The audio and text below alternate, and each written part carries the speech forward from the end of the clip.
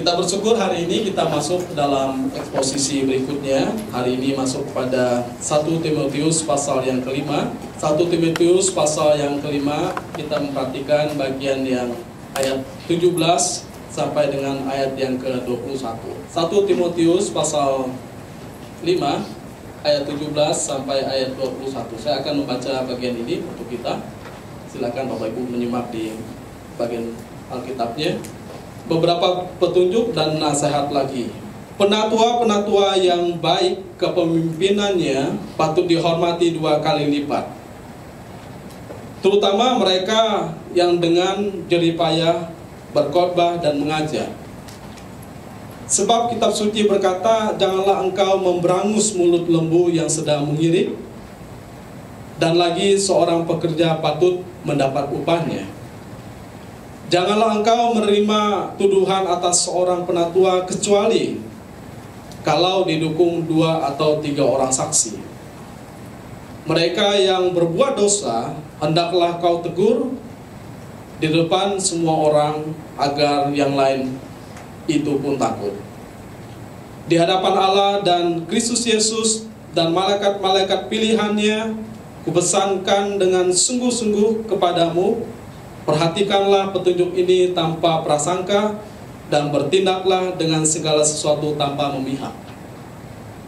Ini bagian yang sangat penting tentunya, tapi juga bagian yang perlu diperhatikan karena seperti John MacArthur juga berkata bahwa dia merasa canggung kalau berbicara tentang hal ini, karena berbicara tentang menghormati seorang penatua itu tentunya berbicara tentang seorang gembala, seorang penilik jemaat, dan juga tentang seorang penatua yang memang melayani di gereja. Jadi berkaitan dengan hamba-hamba Tuhan yang lain, dan juga berkaitan tentu dengan saya sendiri ya. Dan bisa dikatakan kalau orang salah paham ini dituduh sebagai konflik kepentingan karena bicara tentang kepentingan diri dan motif untuk diri. Tetapi saya juga dihiburkan dengan suatu pemahaman bahwa kita meletakkan suatu pengajaran bukan berdasarkan akal, bijaksana, perasaan, keinginan-keinginan kita, tapi memang kita harus meletakkan dalam suatu kerangka prinsip kebenaran firman Tuhan, yaitu kita mencari kerajaan Allah dan prinsip-prinsip kerajaan Allah di dalamnya. Jadi yang disampaikan dalam bagian ini memang betul bahwa kita bicara tentang bagaimana prinsip kerajaan Allah itu memang harus dinyatakan bagi semua orang. Baik bagi saya sebagai seorang penatua atau sebagai seorang gembala jemaat, penilik jemaat, maupun kepada semua jemaat yang adalah domba-domba Tuhan, supaya kita sama-sama mengerti tentang prinsip yang benar di dalam kita bertuhan, di dalam kita bergereja dan melayani Tuhan. Jadi kita bisa melihat bahwa carilah dahulu kerajaan Allah dan kebenarannya, maka semua akan ditambahkan kepadamu. Itu bukan bicara tentang hal materi, tapi itu bicara tentang bagaimana kita menegakkan suatu prinsip rohani, tentang suatu prinsip kebenaran yang memang harus kita nyatakan. Mencari dahulu kerajaan Allah yang menjadi prinsip kita. Jadi bukan mencari kerajaan saya atau kepentingan saya dalam hal ini. Jadi saya cukup dihiburkan karena Pak John MacArthur pun menolong saya juga dalam apa yang disampaikan. Jadi dia tidak merasa tertuduh karena dia harus menyampaikan suatu prinsip kebenaran firman Tuhan yang sesungguhnya. Jadi dalam ayat yang ke-17 dikatakan memang penatua yang baik kepemimpinannya patut dihormati 2 kali lipat, terutama mereka yang dengan jerih payah berkhotbah dan mengajar. Kita bicara tentang bagaimana kita menghormati penatua yang melayani dengan baik. Berarti mereka yang sungguh-sungguh berjalan sesuai dengan prinsip kebenaran firman Tuhan. Karena dikatakan menghormati dalam hal ini bukan hanya bicara tentang kita memberikan rasa respek saja, tetapi bagaimana kita memberikan suatu hormat yang tinggi kepada seseorang. Dan itu melibatkan tentang kesungguhan kita untuk taat, untuk tunduk, dan juga untuk mendengarkan apa yang disampaikan. Tapi dalam hal ini tentu bukan sembarangan kepada mereka yang menyebut-nyebut diri sebagai penatua. Yang jelas kita bisa melihat ada prinsip dasar yang bisa kita pegang, bahwa kita melihat memang dia adalah seorang penatua yang baik. Kita sudah bahas di dalam 1 Timotius pasal yang ketiga, bagaimana karakter dari pada seorang yang baik itu, yaitu sudah dibahas oleh Pak Simon pada waktu itu ya. Dikatakan mulai dari ayat yang kedua, karena itu pengawas jemaat haruslah seorang yang tak bercela, mempunyai hanya satu istri, dapat menahan diri, bijaksana, sopan, suka memberi tumpangan, pandai mengajar orang, bukan peminum, bukan pemarah, melainkan peramah, cinta damai, bukan hamba uang. Seorang kepala keluarga yang baik, disegani dan dihormati oleh anak-anaknya. Jikalau seseorang tidak tahu mengepalai keluarganya sendiri, bagaimana ia dapat mengurus jemaat Allah? Janganlah ia yang baru bertobat, agar jangan ia menjadi sombong dan kena hukuman seperti yang terjadi pada iblis. Hendaklah ia juga mempunyai nama baik di luar jemaat, agar jangan ia digugat orang dan jatuh ke dalam jerat iblis. Jadi ini suatu prinsip bahwa kita menghormati orang bukan sekedar atau bukan sembarangan menghormati ya. Ada dasarnya kenapa kita menghormati orang itu. Jadi penatua yang baik, yang melayani dengan baik, adalah mereka yang memang layak dihargai, dihormati pada tempatnya. Kalau memang dia adalah seorang yang sungguh-sungguh dalam Tuhan, istilah yang sederhana adalah pohon itu dikenal daripada buahnya. Jadi kita tidak sembarangan menghormati orang, kita tidak sembarangan dalam hal menilai orang, tapi ada jelas bagian firman Tuhan yang menyebutkan karakter-karakter orang-orang yang baik ini.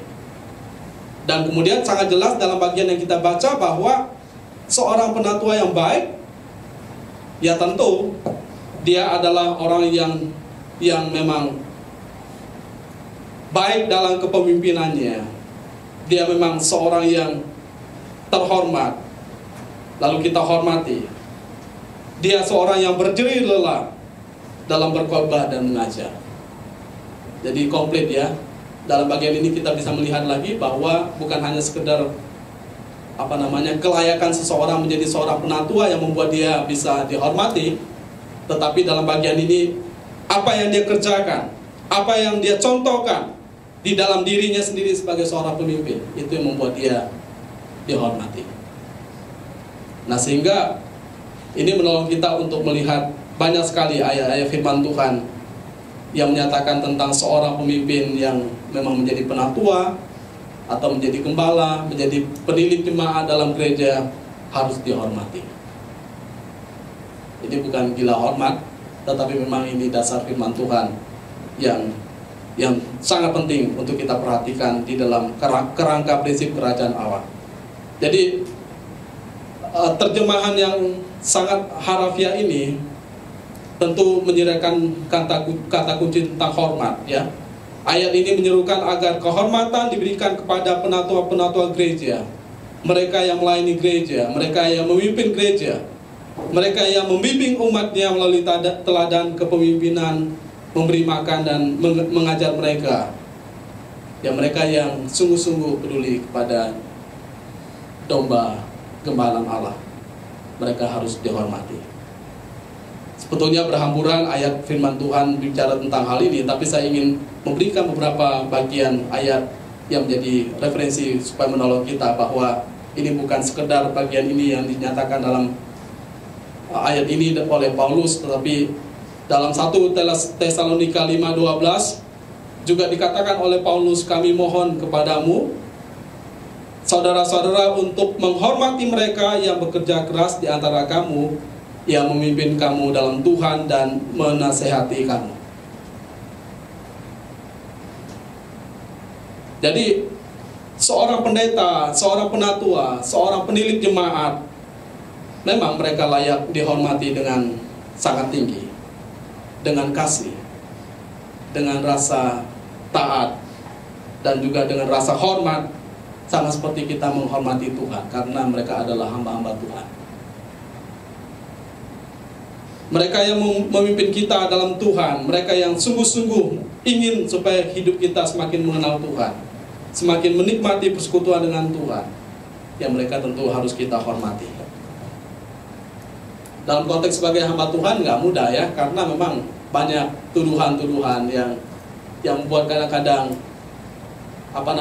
kalau orang tidak kuat mental, orang bisa mundur dalam suatu pelayanan. Saya ingat cerita bapak saya waktu melayani di salah satu tempat.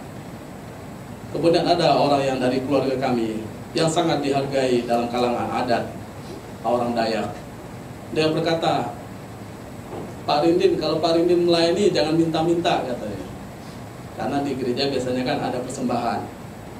Jadi terkesan bagi orang itu meminta-minta. Jadi orang itu berpikir bahwa kalau melayani Tuhan ya kamu harus siap, ya tidak dapat dukungan lain sebagainya. Ya tentu itu adalah sebuah bagian daripada panggilan dan risiko daripada sebuah konsekuensi panggilan. Tetapi dalam bagian ini kita juga bisa melihat kalau orang sudah makin melihat kebenaran, makin mengenal Tuhan, maka rasa hormat kepada Tuhan, rasa hormat kepada hamba-hamba Tuhan, bahkan rasa hormat kepada sesama ya. Karena dalam bagian bicara tentang hormat ini bukan hanya bicara tentang hormat kepada penatua, tapi kita diminta untuk hormatilah ayahmu dan ibumu. Kita diminta untuk menghormati Tuhan di dalam Amsal. Kita juga diminta untuk menghormati Tuhan kita. Bayangkan Tuhan yang adalah mungkin seorang bos di kantor, kita juga harus hormati. Lalu kita harus menghormati, dikatakan dalam topik yang lalu, janda-janda yang miskin, mereka yang memerlukan pertolongan. Jadi hormat itu bukan hanya bicara kepada hamba Tuhan saja, tapi hormat bicara tentang orang-orang yang dikasihi oleh Tuhan, orang-orang yang memang Tuhan kenal di hati mereka, mereka harus dihormati. Kemudian di dalam Ibrani pasal 13 ayat 7 dikatakan, ingatlah akan pemimpin-pemimpinmu yang telah menyampaikan firman Allah kepadamu, perhatikanlah cara hidup mereka dan teladanilah iman mereka. Dikatakan dalam bagian ini. Jadi kita diminta untuk, bahkan di ayat 17, taatilah pemimpin-pemimpinmu dan tunduklah kepada mereka, sebab mereka berjaga-jaga atas jiwamu sebagai orang-orang yang harus bertanggung jawab. Hendaklah mereka melakukannya dengan sukacita dan jangan dengan keluh kesah, sebab hal itu tidak menguntungkan bagimu. Jadi dalam bagian ini kita diminta untuk menghormati pemimpin-pemimpin kita, karena mereka sudah menyampaikan kebenaran firman Tuhan. Ya tentu kita bisa melihat di dalam perjanjian lama, karena orang menolak firman Tuhan, jadi orang tidak mau menghormati Tuhan, menghormati hamba Tuhan. Dan kebanyakan memang para nabi menderita. Lalu kemudian kalau kita perhatikan dalam perjanjian baru, kebanyakan kemudian banyak memang rasul-rasul menderita. Bahkan mereka mati karena panggilan mereka akan pelayanan yang Tuhan ban dalam diri mereka. Jadi kalau saya perhatikan dalam bagian ini adalah satu kuk yang bagus, bahwa kita menghormati dalam bagian ini. Kita tahu suatu kebenaran menghormati. Sama seperti saya menghormati orang yang di depan saya. Saya mengikuti dia karena saya tahu dia memimpin dengan baik. Tapi kalau dari awal saya sudah tahu dia tidak punya arah tujuan yang jelas, ya tentu saya tidak akan secara konyol mengikuti orang tersebut. Tapi karena dia sudah tahu planningnya, rencananya mau kemana, kita ikut saja. Karena kita tahu dia lebih tahu jalannya. Yang maka prinsip dasarnya adalah kita menghormati seseorang, ada landasan yang kita pegang, bahwa memang orang itu sudah terlihat karakter yang benar, bahwa memang orang itu sudah mempunyai cara yang benar yang memang harus kita ikuti. Jadi perjanjian baru memerintahkan kita untuk memberikan penghormatan dan rasa hormat yang layak kepada mereka yang memimpin kita di dalam Tuhan. Jadi kita harus mengasihi mereka, menghargai mereka. Kemudian kita harus mengikuti pola mereka Itu juga disampaikan oleh Ibrani, ikutilah teladan-teladan orang yang benar. Taatilah mereka, tunduklah kepada mereka, dan lakukan semua yang baik yang mereka sampaikan. Nah, ini merupakan suatu hal yang baik untuk kita perhatikan dalam bagian ini. Menghormati, bukan hanya sekedar, oh saya tunduk, saya ada suatu kegentaran, tetapi menghormati dalam hal ini ada suatu kasih, ada suatu belas kasihan. Bahkan lebih daripada itu, ternyata menghormati itu juga bicara tentang bagaimana memberikan suatu dukungan-dukungan yang baik. Memang dalam bagian ini lebih banyak menekankan tentang dukungan secara finansial kepada seseorang yang melayani Tuhan. Tapi selain daripada dukungan finansial, saya pikir dukungan secara moral dalam doa kita, dalam dukungan yang lain yang perlu, itu juga sangat penting untuk kita lakukan sebagai rasa hormat kepada seseorang yang melayani Tuhan. Dan dalam bagian ini memang menekankan tentang bagaimana orang menghormat, bukan hanya memberi rasa penghargaan yang tinggi kepada seseorang, tetapi dia memberikan dukungan keuangan kepada seseorang tersebut. Dan itu kita sudah sampaikan di dalam khotbah yang terdahulu, bicara tentang hormat kepada janda-janda. Oh, bukan saya menghormati karena dia janda yang memang layak dihormati. Tidak, tapi saya juga memberikan apa yang dia perlukan. Sama seperti kita menghormati orang tua, bukan hanya sekedar, oh saya hormat pada orang tua, sehingga ajaran-ajarannya saya ikuti, agamanya saya ikuti. Biasanya kan dalam kepercayaan tertentu, ajarannya pun dia nggak mau kehilangan karena dia sangat menghormati orang tuanya. Tapi dalam bagian ini ternyata menghormati juga kita memberikan dukungan, kasih sayang, yang juga di sana pasti terlibat suatu pemberian kasih pada dia, yang berupa gaji, tunjangan. Dalam bahasa Inggris memakai kata honor atau honorarium, yaitu bentuk dari kata honor yang berkaitan dengan pemberian uang kepada seseorang. Sama seperti misalnya ada seorang pengkhotbah yang berkhotbah, saya menghargai dia, saya menghormati dia, saya sangat berterima kasih kepada orang yang berkhotbah. Tapi dalam bagian itu juga saya memberikan rasa hormat dan memberi honor kepada dia. Dan itu biasa terjadi kepada siapa saja yang melayani Tuhan, bukan hanya terjadi pada saat ini. Paulus melayani kepada jemaat tertentu, lalu ada dukungan dari jemaat tertentu. Itu sesuatu yang biasa dilakukan. Bahkan kalau kita memperhatikan dalam bagian ini, maka penghormatan itu merupakan hal yang selayaknya memang kita berikan kepada seseorang yang mengerjakan yang terbaik untuk suatu pekerjaan Tuhan. Saya tidak berkata bahwa setelah dari saya khotbah ini langsung semua memberikan sesuatu ke gereja, tidak. Tapi ini suatu cara kita untuk kita melihat, kalau memang kita merasa itu benar, ya kita lakukanlah yang terbaik.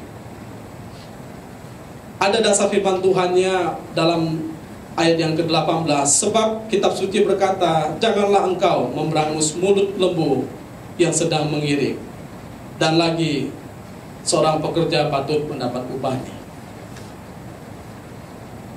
Ya, secara prinsip dasar yang normal adalah orang bekerja patut dapat upahnya. Itu dasar yang normal, baik di gereja maupun di kehidupan di luar. Orang bekerja biasanya diberi upah. Di dalam perjanjian lama juga disampaikan bagian itu, bahkan tidak boleh terlambat memberi upah kepada seseorang yang bekerja. Ada aturan yang diberlakukan. Kemudian dikatakan kalau lembu saja, binatang saja yang bekerja, kita pasti akan memberi dia makan. Kalau enggak, dia pasti susah untuk menggiringnya. Ini analogi yang sangat bagus. Orang yang bekerja untuk suatu pekerjaan Tuhan pasti juga dia membutuhkan secara jasmani. Sekali lagi saya menekankan bahwa ini bukan kepentingan saya. Ini kepentingan suatu kebenaran yang memang patut kita dengar. Bicara tentang dimanapun kita berada, bahwa kalau orang melakukan suatu tugasnya dengan benar, dia patut mendapat upahnya. Dan memang diterangkan dalam bagian yang sebelumnya, ayat 17, dikatakan mereka yang memang melayani patut dihormati 2 kali lipat. Sebetulnya diterimakan juga berlipat kali ganda. Ya sebetulnya kalau saya mau artikan, ya semampulah kita melakukan yang terbaik. Kalau menurut saya tidak ada ukuran, tapi ya kita bisa mengukur yang terbaik yang harus kita berikan. Dan saya senang dengan apa yang dikatakan oleh Pak Pendeta John MacArthur. Dia berkata, ini bukan berarti bahwa kita memuluskan jalan, bahwa hamba Tuhan akan menjadi seorang hamba yang materialistis, yang kemudian ketika dia berkata, jemaat Tuhan, kita harus kumpul uang karena saya membutuhkan private jet, ya kan, untuk saya melayani ke negara tertentu.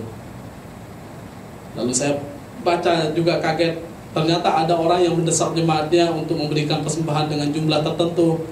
Kalau Anda tidak memberikan sejumlah ini, maka saya akan dibunuh oleh Tuhan. Nakut-nakutin kan? Kita tidak ada hal-hal seperti itu sesuatu yang konyol. Banyak sekali cara-cara orang bisa mendulang uang. Tapi kita meletakkan ini dari dasar pelayanan di tempat ini. Kita tidak menarik orang dengan cara supaya orang berpikir tentang hal-hal materialistis. Ya kami, meskipun tidak seberapa, tapi kami mengeluarkan dana sendiri untuk memulai pelayanan ini. Sebetulnya saya malu juga menyampaikan, tetapi supaya kita berpikir bahwa tabungan anak saya pun saya habiskan untuk memulai. Dan sampai memang kami dalam titik tertentu yang secara pribadi kita merasa wah sangat luar biasa. Tetapi itu tidak seberapa dibandingkan dengan mereka yang lebih hebat lagi dalam jerih payah yang mereka lakukan. Ya kita rasa sudah luar biasa untuk Tuhan ya. Padahal Tuhan lebih luar biasa bagi kita. Kadang-kadang kita sudah rasa, oh saya sudah banyak ini, melakukan ini. Saya sudah berpuluhan, saya sudah kalau di gereja lain janji iman lah, buah sulung lah, lain sebagainya. Tapi sebetulnya kalau kita berpikir tentang cara yang baik, kalau kita tahu ini suatu hal yang kita kerjakan untuk Tuhan, itu bukan suatu masalah yang besar. Dan juga bukan masalah besar bagi seorang hamba Tuhan kalau dia harus berjerih lelah, kalau dia harus berkorban dengan baik. Dan saya terus bergumul bagaimana saya harus berkorban dengan baik. Saya rasa saya sudah berusaha dengan baik, ternyata masih ada kurangnya. Waktu saya sudah khotbah baik, pulang ke rumah masih ada sisanya lagi. Oh harusnya saya ngomong ini. Tapi yang pasti bahwa kita harus berusaha yang terbaik dalam kehidupan kita, ya kan? Berusaha berpikir bagaimana saya bekerja keras untuk suatu pekerjaan Tuhan, jerih payah yang kita lakukan, baik dalam berkhotbah, baik dalam mengajar, baik dalam segala hal. Jadi kita melakukan kebenaran Tuhan itu menjadi hidup dalam kehidupan kita. Nah, dalam bagian ini, kalau saja seorang hamba Tuhan atau seorang penatua jemaat, mereka harus dihormati 2 kali lipat karena pekerjaan mereka yang luar biasa dalam berkhotbah, mengajar, dan lain sebagainya dalam pelayanan mereka. Saya pikir bahwa di dalam keluarga, kalau misalnya suami berperan sebagai suami yang baik, maka dia memang layak juga dihormati dalam keluarganya. Ya tentu juga dengan kriteria yang baik sebagai seorang pemimpin keluarga. Sama seperti juga seorang bos di kantor, kalau dia menunjukkan kriteria yang baik pemimpinannya, dia harus dihormati. Ya tentu kalau bos kita tidak memberi dia uang ya dalam penghormatan, dia tentu tidak butuh, bahkan dia memberi kita uang. Tetapi dalam hal ini rasa hormat, rasa respek yang sangat bagus kepada dia, rasa hormat yang tinggi karena dia tahu dengan bijaksana, dengan hikmat yang luar biasa memimpin suatu perusahaan. Kami sangat bersyukur pada Tuhan karena sangat ditolong oleh bos dari istri saya. Ternyata memang ya bos dia sangat care dengan gaji istri, kemudian juga care dengan tempat tinggal kami. Bahkan dia berkata, ayo segera cari tempat tinggal. Padahal tidak ada hubungan antara kami dengan bos ya istri saya. Kami pun tidak ada kenal secara khusus dengan dia.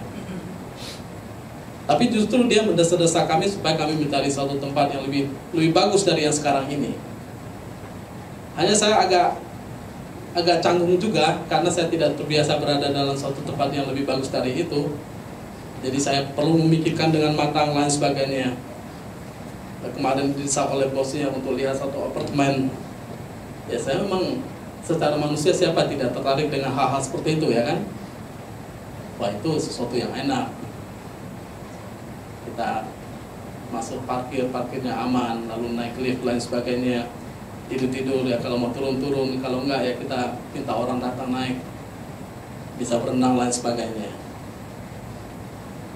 Tapi itu bukan bisnis yang terlalu luar biasa. Dalam hal ini bagaimana kita melakukan segala sesuatu dengan cara Tuhan, kita layak dihormati dengan pekerjaan-pekerjaan yang kita lakukan, dan Tuhan juga layak menerima sesuatu hormat. Karena ketika kita melakukan dengan hormat kepada Tuhan, orang menghormati kita sebagai orang yang melayani Tuhan, atau sebagai kepala keluarga, dan Tuhan memang disukakan melalui hal itu. Dan kita tidak perlu banyak berdebat karena memang banyak prinsip bagian Alkitab di dalam Ulangan bicara tentang bagaimana lembu saja harus diberi suatu makan kepada dia supaya dia bisa bekerja dengan baik.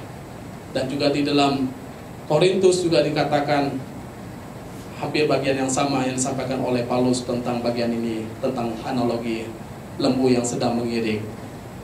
Jadi jangan diberangus, berilah mereka makan. Lalu berikutnya kita menghormati seorang penatua bukan hanya dalam rasa respek hormat yang tinggi kepada dia karena dia sudah mengajar kita dengan sungguh-sungguh, tapi berikutnya adalah memberikan suatu perlindungan kepada seorang penatua atau kepada gembala jemaat atau penilik jemaat atau hamba Tuhan yang melayani. Kenapa? Karena pelayanan seperti ini kita bicara tentang suatu kebenaran. Kadang-kadang ada orang yang tersinggung, dan cenderung biasanya kalau tersinggung tidak suka, ya. Dan memang banyak hal yang terjadi seperti itu. Kalau orang tidak suka, artinya kemudian dengki, benci itu ada dalam hatinya, lalu kemudian menuduh dia dengan tuduhan-tuduhan yang sedemikian rupa. Menarik yang dikatakan oleh Pastor John MacArthur, dia berkata bahwa seorang hamba Tuhan itu kemungkinan memang bisa jatuh karena perbuatannya sendiri, karena memang dia tidak menjaga moralnya, sehingga dia kemudian jatuh dalam entah itu dosa seksual, entah itu dalam dosa materialistis, dan juga dosa yang lain. Tapi juga kemungkinan orang itu bisa jatuh karena tuduhan-tuduhan yang palsu yang kemudian dianggap benar oleh kebanyakan orang. Misalnya semua orang di sini setuju kalau pendeta Niko melakukan suatu kesalahan, ya berarti saya tertuduh yang memang dianggap benar. Karena semua mayoritas kan, berarti saya tidak berupaya untuk membela diri saya. Sehingga bagian berikutnya sangat menolong kita, ayat 19, janganlah engkau menerima tuduhan atas seorang penatua, kecuali kalau didukung 2 atau 3 orang saksi. Dengan kata lain bahwa yang pertama-tama kalau ada tuduhan, lebih baik kita tidak menerima. Ada kemungkinan karena orang benci, atau karena sekedar gosip, atau karena ingin menjatuhkan seseorang, itu mungkin saja terjadi. Tetapi kemudian kita harus memikirkan kalau itu ada konfirmasi. Apa yang dimaksud konfirmasi? Konfirmasi artinya bahwa ada saksi-saksi yang memang menyatakan bahwa itu benar. Itu benar terjadi. Jadi bukan hanya omong-omong gosip-gosip di luar, tapi memang ini suatu fakta. Pak John MacArthur menyarankan kepada kita bahwa, dan saya anggap itu benar, kalau misalnya ada suatu gosip terhadap seorang pemimpin, lebih baik kita tutup telinga dulu deh. Kita tidak segera mengiyakan, kemudian kita langsung mencari-cari kesana kesini, lalu kita membicarakan orang itu, lalu seakan-akan menjadikan itu sebagai suatu kebenaran. Lebih baik kita tidak berusaha untuk memeriksa atau mencari-cari bukti. Tetapi kalau kemudian ada muncul fakta-fakta, ada saksi 1, ada saksi 2, ada saksi 3, ini tidak dilakukan lagi bahwa ada kemungkinannya itu benar, maka kita hadapkan dia kepada saksi itu. Tegur 4 mata, itu juga dikatakan di dalam Matius 18. Memang banyak orang salah arti dalam Matius 18 itu. Mereka berkata di dalam orang berkumpul 1-3 orang Tuhan hadir di sana dalam konteks seperti persekutuan biasa, tapi sebetulnya itu bicara tentang bagaimana kita memberi suatu pengadilan kepada seseorang, atau ketika kita memberikan suatu sanggahan atau meminta bukti-bukti terhadap apa yang terjadi atau tuduhan terhadap dia. Nah, dalam bagian ini kita tidak serta-merta langsung menerima apa yang dituduhkan terhadap seseorang. Dan itu saya pikir menjadi hal yang baik kalau kita berada di kantor, berada di rumah kita, berada dimanapun kita berada, itu menjadi hal yang baik. Kita tidak segera untuk berkata, oh ya benar, hanya karena kita juga jaga kepada orang itu, ya kan? Itu lebih merasa klop. Tidak serta-merta seperti itu. Tapi kalau misalnya ada fakta-fakta yang menunjukkan bahwa orang itu memang benar melakukan hal itu, ya berarti kita juga harus melakukan secara tepat. Jadi satu sisi perlindungan terhadap seseorang, penatua, gembala, supaya mereka tidak dituduh lalu jatuh, karena memang penuduh-penuduh palsu itu juga berkeliaran di mana-mana. Kita ingat bahwa Yesus Kristus pun dituduh dengan tuduhan palsu sehingga dia disalibkan.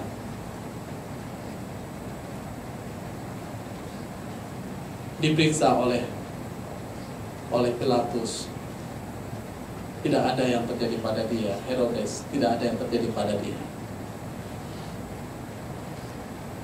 Hanya karena desakan orang banyak begitu luar biasa, maka harus diputuskan bahwa Yesus disalibkan. Kita bisa melihat dalam bagian ini bahwa tuduhan-tuduhan itu tidak selalu benar. Para murid dan Rasul Paulus juga mengalami hal itu, tuduhan-tuduhan palsu yang diberikan kepada dia. Sehingga dalam bagian ini tidak terlalu cepat untuk menerima suatu tuduhan-tuduhan terhadap seseorang. Tapi catatan, kecuali kalau memang didukung ada 2 atau 3 orang saksi yang betul-betul menyaksikan bahwa ini benar, ini valid, ini sesuatu yang sungguh terjadi, ya kita tidak boleh menutup mata. Kita tidak boleh berkata, wah saya memang dikatakan nggak boleh dengar apapun. Mau itu benar, mau itu salah, nggak mau dengar apapun. Pokoknya saya nggak mau tahu. Tidak juga. Berarti kita harus mempunyai suatu putusan yang tepat. Kita tahu kapan harus berkata tidak. Kita tahu berkata kapan harus mengkonfirmasi fakta bahwa itu benar atau tidak. Jadi mereka yang berbuat dosa dikatakan, hendaklah kau tegur di depan semua orang agar yang lain itu pun takut. Perlindungan perlu diberikan kepada seseorang yang memang patut dilindungi, tapi penghukuman juga patut diberikan kepada mereka yang patut dihukum. Kenapa? Nah, ini menarik alasannya. Supaya sebetulnya yang lain itu menjadi takut. Kenapa harus takut? Dikatakan supaya yang tersisa ini mereka tidak ikut-ikutan menganggap bahwa itu benar. Oh nggak apa-apa saya jatuh dalam dosa, toh orang akan menerima saya, mereka akan mengasihi saya. Ya tentu kita harus mengasihi orang lain, ya kan? Tapi dalam konteks karena dia seorang pemimpin, maka kita tidak boleh memberikan ruang dia membuat satu kesalahan seperti itu, apalagi kesalahan yang fatal. Ya saya sebutkan tadi tentang persinahan. Kemudian saya bicara tentang bagaimana ada seorang yang tidak baik dalam mengelola uang. Ya ini seringkali terjadi di dalam gereja. Jadi kalau seseorang sudah teridentifikasi tentang tabiatnya yang salah, kita tidak bisa memberikan tempat itu lagi kepada dia. Dan saya kaget juga yang disampaikan bahwa memang harus diberikan expose secara publik ya, bahwa orang itu telah melakukan kesalahan dan memang dia sudah tidak layak lagi. Wah ini sesuatu yang menakutkan ya. Kalau misalnya kita jatuh dalam dosa lalu kita diberi kesempatan lagi, wah saya masih bisa. Tapi misalnya kalau kita jatuh dalam dosa yang dianggap fatal lalu tidak ada kesempatan lagi, orang itu akan pikir berapa kali lipat. Dan ini juga bicara tentang bagaimana keberanian gereja, kemurnian gereja untuk menegakkan suatu kebenaran. Dan ini juga bicara tentang kehormatan Tuhan.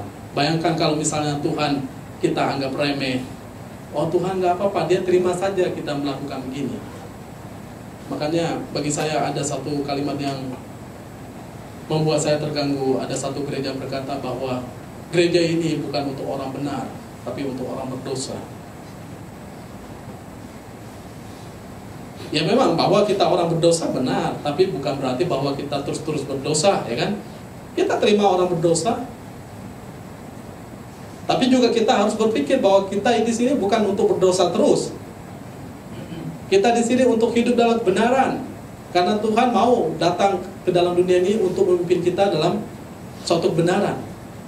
Saya datang supaya mereka mempunyai hidup dan mempunyai segala hal dalam kelimpahan. Dan termasuk dalam kebenaran yang Tuhan berikan kepada kita. Kalau kita misalnya datang ke gereja, kita terima orang berdosa, ya udah nggak apa-apa, kamu nanti berdosa lagi, nggak apa-apa.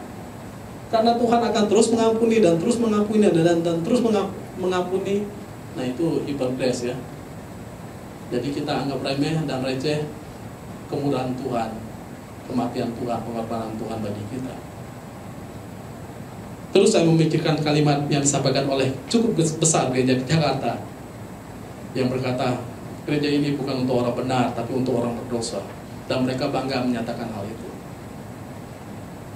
Ya memang, gereja ini untuk membuka bagi semua orang, tapi kita tidak untuk hidup dalam dosa. Kita harus hidup dalam kebenaran.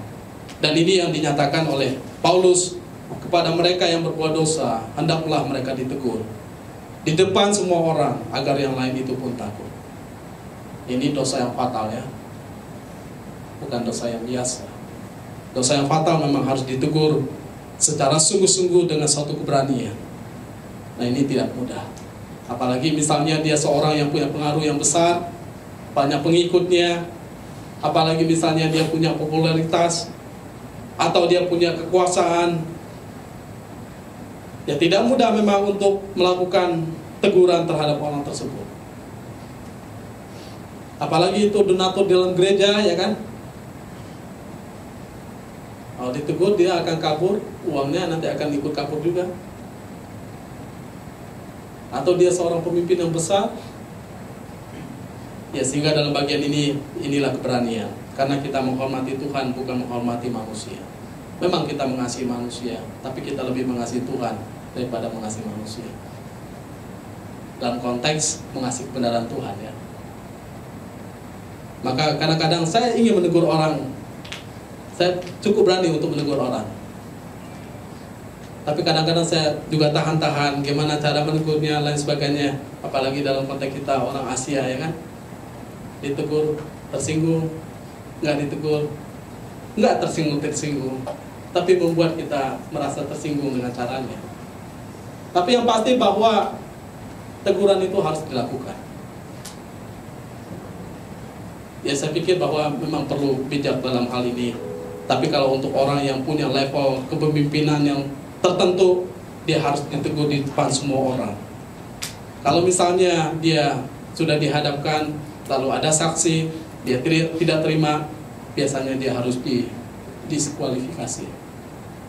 Dan sudah kita sampaikan dalam khotbah kita, dia harus dikeluarkan dari jemaat, biar dia berurusan dengan iblis saja.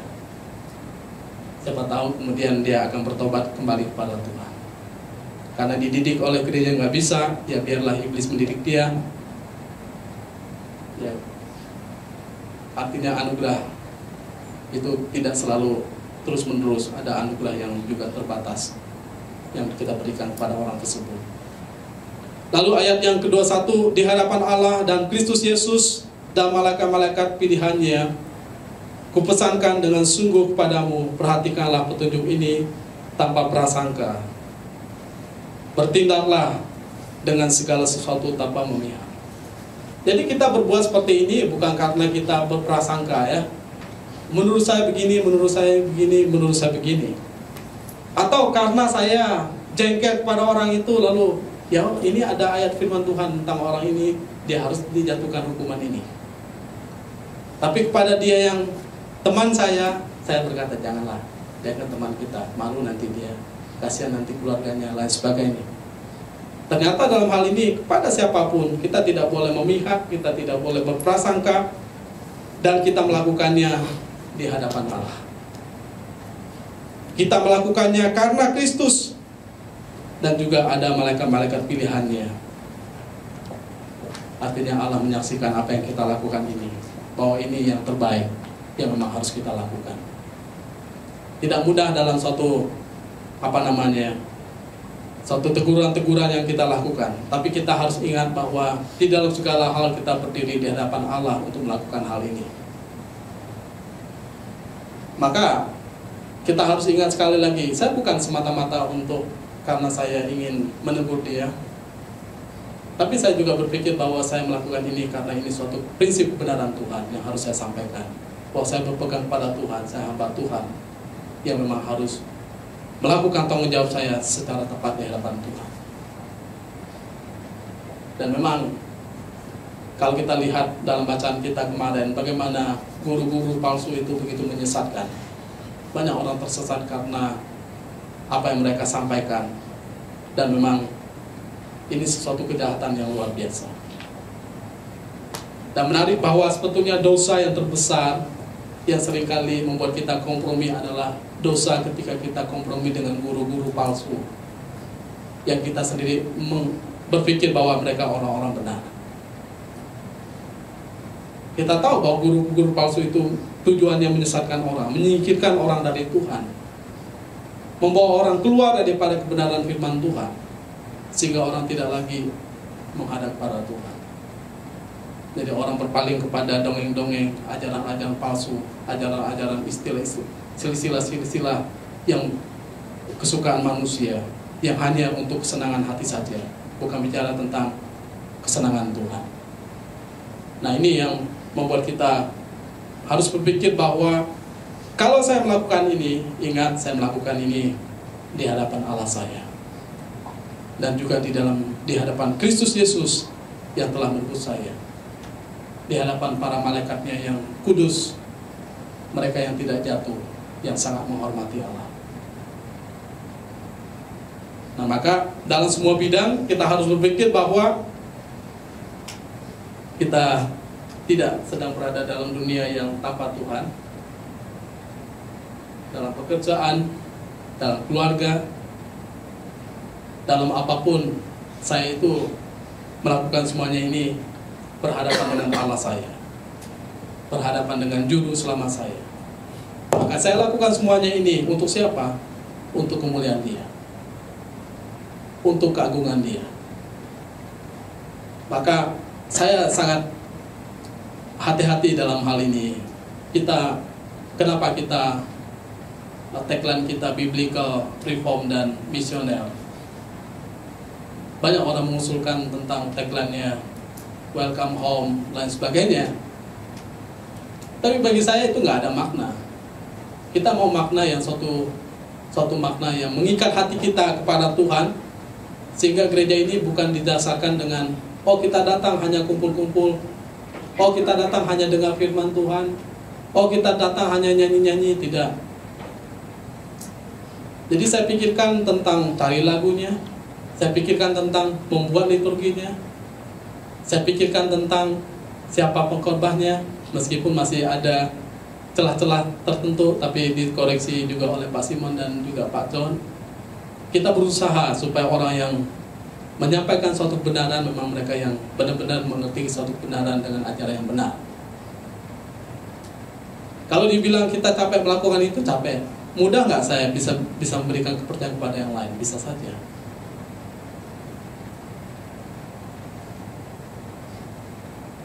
Kalau saya membuat gereja ini menjadi gereja entertain, gampang. Saya ada beberapa teman yang punya kemampuan seperti itu. Tetapi dalam bagian ini panggilan kita bukan panggilan kepada manusia.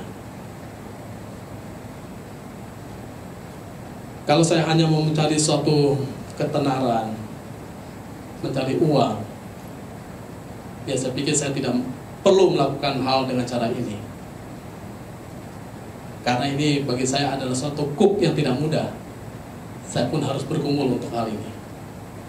Tapi dengan cara Tuhan yang sempurna kami bergumul berdoa supaya ada orang-orang yang memang punya hati yang sama. Nah, sehingga dikirim Pak Simon, kita tidak pernah kenal sebelumnya, tapi dengan cara Tuhan bisa kenal. Dan kemudian ada Pak John yang mempunyai pemahaman yang sama. Jadi semakin klop lah bahwa tagline Biblical Reform Missioner itu tidak tergoyahkan.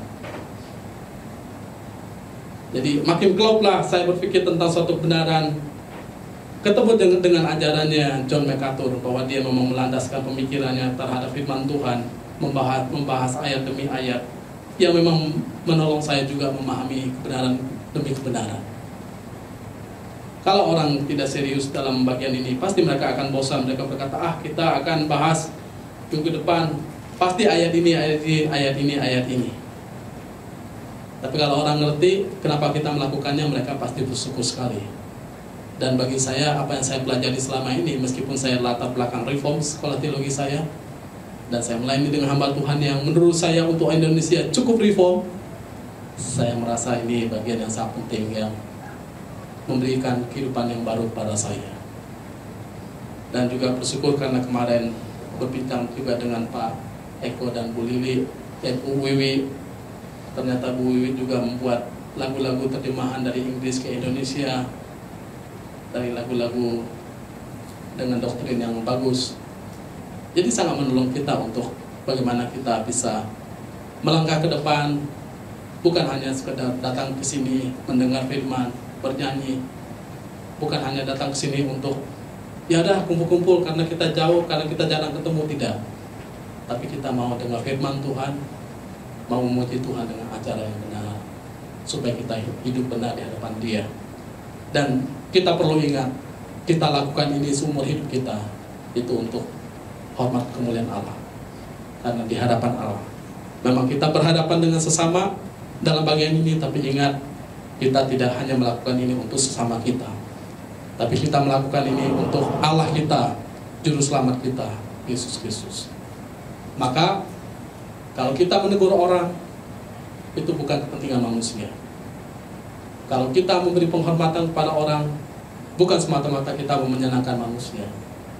Kalau kita memberi pelindungan kepada orang, bukan semata-mata supaya dia aman, tapi ada suatu prinsip firman Tuhan yang membuat kita belajar. Karena itulah yang harus dikerjakan sebagai anak-anak Tuhan. Mari kita berdoa.